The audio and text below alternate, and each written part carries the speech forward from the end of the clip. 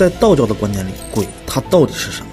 都市传说大家不必当真。首先我们说我们人类为什么会有鬼这个概念呢？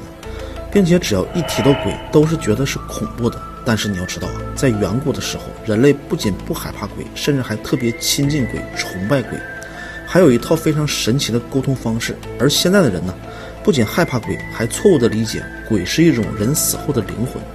其实这些啊都是来自于电影素材，真正的道家也好，佛家也好，都说所谓的鬼根本就不是人死后的灵魂。比如道教的云集七千说，死后魂生于天而魄于地，为三尸游走，名之曰鬼。意思就是说呢，人在死后啊，魂要飞到天上虚空中去，而魄呢就归于大地之中。原来我们常说的三魂七魄都和这个鬼没有任何的关系。而一个叫做三尸的东西，它就在我们身体上游走，最后变成了游离的状态。那么这个三尸它到底是什么呢？在道教认为啊，人体中有上中下三个丹田，上丹田的上尸呢就喜欢华丽的车马、漂亮的服饰等等，而住在中丹田的中尸呢就喜欢好吃各种美食，还好怒等等，而住在下丹田的下尸呢就特别的好色，还有好杀等等。所以三尸在某些时候啊可以理解为贪嗔痴的化身。所以在早期的道教认为，这将来变成鬼的三尸不仅啊是我们身心生病的根源，而且还是我们修炼成仙的第一道屏障。所以要想修炼成仙，就要斩三尸。然而一个更加有意思的传说就来了，大家看完视频呢，可以来主页粉丝群领取一份免费的易经课程和笔记，我们一起参加学习。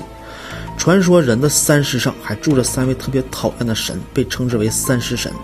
虽然这三个神他一直赋予在人类的身体上，但是从一开始他就不希望我们能多活一天，巴不得我们早点死去。所以这三个神就定期到冥界去打小报告，把我们的过失报告给冥界。大的过失呢叫做夺忌，小的过失呢叫做夺算。而夺忌是什么意思啊？就是减寿12年。而夺算是什么呢？就是减少福报。所以这三个神啊，他只会和冥界打我们人类的小报告，所以说他们是非常的坏。而在道教中呢，也传说三尸神有一个很大的漏洞，有人就通过这个漏洞而修炼成仙了，就是庚申日。下集啊，我们继续讲述，大家可以来主页粉丝群领取课程和笔记了。大家好，在非洲的远古部落一直流传着这样一个传说，说地球上远古时期的人类都是人首蛇身和人首鱼身的，他们乘坐着2艘宇宙飞船，从遥远的天狼星来到了地球，但是在地球待的不知多久，他们又回去了。现在地球上的人类啊，就是他们的后裔。人类本身就是外来的，但是人类极度聪明，会使用工具，所以成为了食物链的顶端。今天这个故事，我们要从非洲的这个远古部落开始说起。多贡族，多贡人的传说第一次走进大众的视野，是一部叫做《天狼星之谜》的书横空出世。而这本书的作者叫做罗伯特·坦普尔，这个人呢可大有来头。他不仅是中国清华大学科学技术和社会研究中心的教授，同时也是美国肯塔基路易维尔大学的人文学科学史的教授，他还是英国皇家天文学的会员。而就是这么一个人，他竟然能告诉你说我们人类本来就是外星人，是很久以前天狼星来的。而多贡族虽然年代久远，发展缓慢，至今还是一个原始部落的状态，但是他们却能把肉眼无法观测到的天狼星的半星给讲出来，这就很匪夷所思了。因为天狼星它确实是一个双星系统，其中有一颗小的就是天狼星的半星，甚至他们还知道天狼星半星的运行周期为50年，这与实际的误差只有14天到47天的样子，并且半星它非常的暗淡，必须使用我们现在最先进的天文望远镜才可以观测得到。而这个远古的多贡族它是如何知道的呢？这成为了一个谜团。在我们中国古代，我们都知道啊，是60年为一个甲子，就是天干和地支组合的一个搭配的一个轮回。但是天干地支是上古时期3皇5帝的皇帝派人编写的，这个呢也都是猜测，同时也没有人能够说清楚一个甲子就是一个运势的周期。我们的古人易经大家感兴趣啊，可以来我的粉丝群免费领取一份我的笔记和课程。然而巧就巧在呢，多贡族的文化当中，他们也有一个以60年为一个周期的仪式。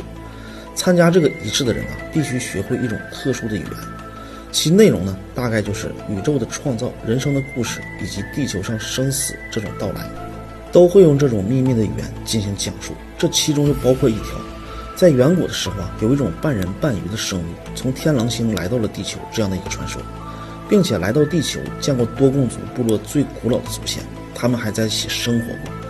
多贡族一直以来对天狼星的天文知识，就是来自于数千年前造访地球的天狼星人。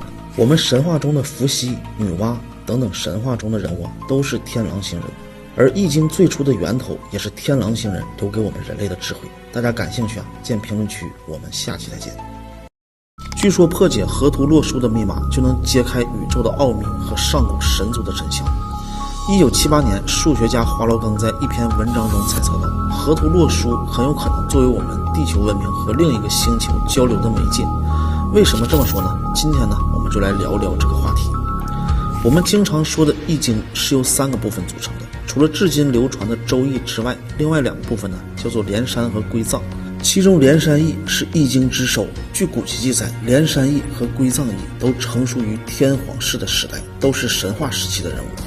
天皇是三皇五帝3皇的其中一人，传说是伏羲的祖先，但是这2本书早已经遗失了，流传至今的只剩下周易。历史上很多的典籍都是根据周易而演化而来的，比如说孙子兵法、黄帝内经、梅花易数、紫微星斗、奇门遁甲等等，非常的多。大家如果感兴趣以上这些流传至今的占卜术数赶快在我的主页粉丝群免费领取一份5天的玄学课程。而我们今天所说的河图洛书，它为什么这么神？因为它是易经的源头，就是易经呢，它可以演化出这么多古人的帝王之术、神预测之术。但是易经还是根据河图洛书而演化出来的，因为有了河图洛书，才有了阴阳，才有了五行、八卦和天干地支。关于它的起源呢，更是玄之又玄。你发现了吗？所有的预言家对2023年格外的重视，难道双春黑兔年真的有意想不到的事情会发生吗？今天呢，我们不聊推背图，我们来看看刘伯温的预言。贫者1万留1000，富者1万留23，这是什么意思呢？如果刘伯温的预言真的很准，那么什么样的人会逃过此劫呢？据相传，在民国年间，国军来到了南京之后，士兵听到金陵塔总是发生怪响，于是便进塔打算勘探一番。可是没想到的是，找遍所有的角落都没有发现发生了什么。但间也就流传刘伯温的碑文是可以预测未来的。后来直到1933年，陕西太白山发生了地震，人们在坍塌的石壁中再次发现了刘伯温的碑文。碑文写着未来的人要遭受巨大的浩劫，其中呢就包括一场瘟疫。己亥年腊月出现疫情，确实也是符合碑文的所记载的。但是问题是，刘伯温的预言中，疫情是其中的一个，而不是全部。那么其他的是什么呢？现在呢是看不出来。从古至今的预言家预测未来，都离不开阴阳五行、八卦、天干地支的规律变化，这些上古的智慧密码。大家如果感兴趣在主页的粉丝群可以免费领取5天的玄学课程。